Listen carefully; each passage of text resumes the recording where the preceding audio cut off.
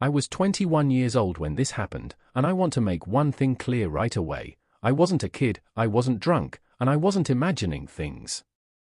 I was completely sober, wide awake, and alone in my parents' house for the first time longer than a weekend. My parents had flown out of state for 10 days to help my aunt after surgery. I stayed behind because of work. I'd been excited at first, full control of the house, no rules, quiet nights. That excitement lasted exactly one evening. The house itself wasn't small. 2 floors, unfinished basement, older construction from the late 90s. The kind of house that creaks when temperatures change. I'd grown up there, so none of the usual sounds bothered me. Until the first night. Around 11:30 p.m., I was in the living room watching TV with the lights off except for a lamp near the couch. My phone buzzed with a text from my mom asking if everything was okay. I replied, "All good. Going to bed soon." I shut the TV off, locked the front door like I always did, and headed upstairs. That's when I heard it. A soft click. Not loud. Not aggressive. Just the click. It came from downstairs. I froze on the staircase. At first, I thought it was the house settling, or maybe the fridge kicking on. But then I realized something that made my stomach tighten. It sounded exactly like a door handle being tested. I stood there, holding my breath, listening. Nothing. After about 30 seconds, I convinced myself it was nothing and went to my bedroom. I locked my door, something I hadn't done since I was a teenager, and went to sleep. Or at least, I tried to. At 2:14 a.m., I woke up to the sound again. Click. Pause. Click. This time, it was clearer. It wasn't random. It was controlled. Someone was testing the front door handle. I sat up in bed, heart pounding so hard I could hear it in my ears. My room was completely dark except for the faint glow of my phone screen lighting up with the time. 2:14 a.m. Then came another sound.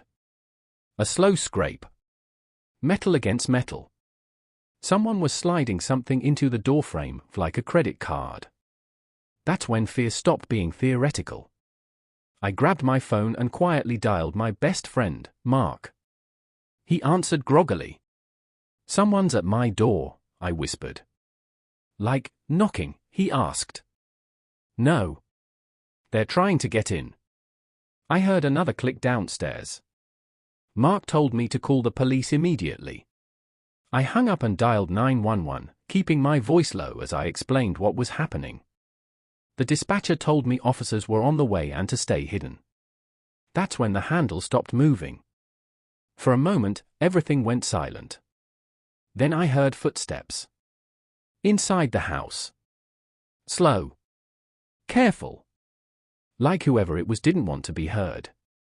My blood ran cold. Because I knew, without a doubt, that I had locked that door. Which meant one thing. They already knew how to get in. The footsteps moved across the living room, then toward the kitchen. I could hear the faint creak of the floorboards, boards I'd walked across my entire life. They stopped directly beneath my bedroom. I could hear breathing. Not loud. Not panicked. Calm. Patient. Like someone waiting. I sat frozen on my bed, gripping my phone so hard my hand started to cramp. I didn't move. I didn't breathe. Then came the sound that still makes my skin crawl. A soft knock. On my bedroom door. Not pounding. Not violent. Just 3 slow taps. Knock, knock, knock. A man's voice followed. Quiet. Friendly. Almost reassuring. "I know you're awake." I covered my mouth to keep from making a sound. "I just want to talk," he said. "You don't need to be scared." The doorknob turned slowly. It didn't open. Because it was locked. There was a pause. Then the man exhaled sharply through his nose, like he was disappointed. "That's okay," he whispered. "I've got time." I heard him step away. Then, footsteps heading downstairs again. I didn't move until red and blue lights filled my window. The police found the front door unlocked, but undamaged. No forced entry. No fingerprints. No sign of anyone else inside. But when they checked the basement, one officer called the others down. The basement door, always locked from the inside, was open. And propped against the wall was a small flathead screwdriver. Right next to it was a folded piece of paper. It had only one sentence written on it. Next time, don't lock your door so early. My parents sold the house 6 months later. I still don't stay home alone. And I always lock my bedroom door.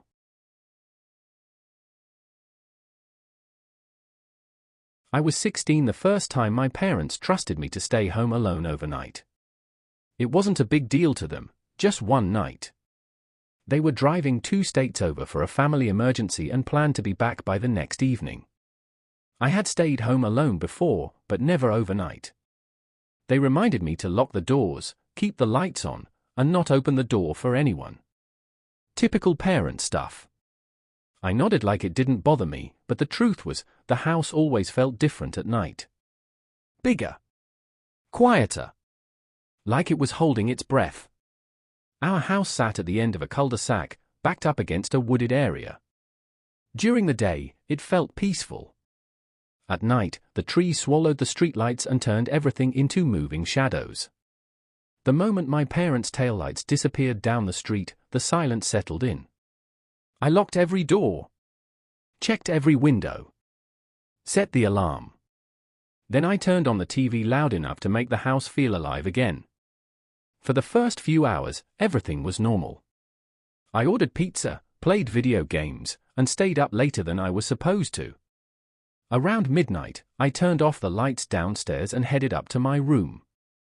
That's when I noticed something small, but wrong. The hallway bathroom light was on. I never used that bathroom at night. And I clearly remembered turning off all the lights. I told myself I'd probably forgotten. That happens when you're distracted. I turned it off and went to my room. About 20 minutes later, while scrolling on my phone, I heard it. A soft sound downstairs. Not a bang. Not a crash. A shuffle. Like someone shifting their weight on carpet. I froze. The TV volume was low now, just background noise. The sound came again, closer this time. Slow footsteps. Careful. Like whoever was moving didn't want to be heard. My first thought was that it was my imagination. Houses make noise at night. Pipes, floors, temperature changes. But then I heard a drawer open. And close. That wasn't the house. My heart started pounding so hard I could feel it in my throat. I muted the TV and sat there, barely breathing. Another sound followed. The unmistakable click of a cabinet door. I grabbed my phone and checked the home alarm app. Still armed. No alerts. That should have comforted me, but it didn't. Because if someone was inside, they hadn't triggered anything. I texted my mom. Hey, you guys still driving? No response. I tried calling. Straight to voicemail. That's when I heard footsteps on the stairs. Slow. Deliberate. One step at a time. I locked my bedroom door and pushed my desk in front of it. I didn't even think, I just reacted. My hands were shaking so badly I almost dropped my phone. The footsteps stopped halfway up the stairs. Silence. Then something brushed against my door. Not a knock. More like fingers dragging lightly across the wood. I covered my mouth to keep from making a sound. Minutes passed. Maybe longer. I don't know. Time felt wrong. Then I heard the footsteps move away. Down the stairs. I waited. My legs went numb from sitting on the floor. Eventually, I worked up the courage to peek through the crack under my door. The hallway light was on again. I knew I hadn't turned it on. At around 3 a.m., my phone buzzed. A text from my mom. "We just checked in. Everything okay?" I typed back as fast as I could. "Someone is inside the house." She called immediately. I whispered everything to her while trying not to cry. She told me to stay locked in my room and call 911. When the police arrived, they searched the house. They found no one, but they did find things that made my stomach drop. The kitchen drawers had been opened and rearranged. The knife block was missing one knife. And in the laundry room, they found muddy footprints, bare feet, leading to the basement door. The basement door, always locked from the inside, was open. And propped against the wall was a small flathead screwdriver. Right next to it was a folded piece of paper. It had only one sentence written on it. "Next time, don't lock your door so early." My parents sold the house 6 months later. I still don't stay home alone. And I always lock my bedroom door. I used to love having the house to myself. No parents. No siblings. No noise. Just quiet, freedom, and the ability to do whatever I wanted. That changed one night when I realized how wrong I could be. I was 17, and my parents worked night shifts at the hospital. They left around 9 p.m. and usually didn't get back until morning. I stayed home alone at least twice a week. Our house was older, 2 stories, narrow hallways, and a staircase that creaked no matter how careful you were. The kind of place where every sound echoes just a little too long. That night started like every other. I locked the doors, closed the curtains, and stayed downstairs watching videos on my phone. Around 1 a.m., I got tired and went upstairs to use the bathroom before going to bed. As I stood in front of the mirror brushing my teeth, I felt it. That sensation you get when someone is watching you.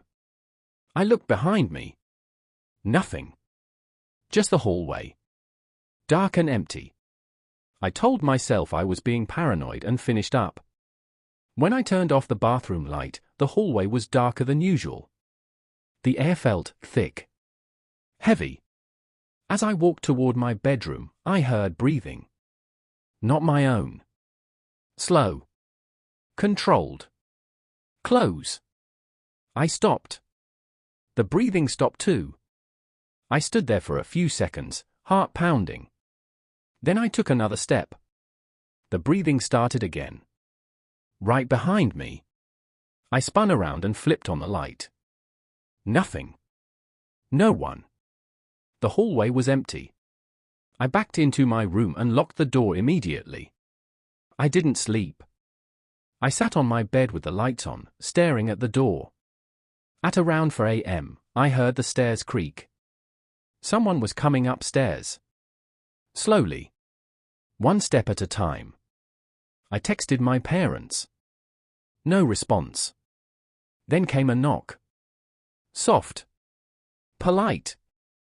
On my bedroom door. I didn't answer. The handle jiggled.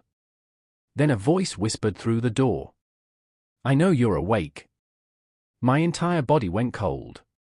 I called 911 and whispered everything. The operator stayed on the line until officers arrived.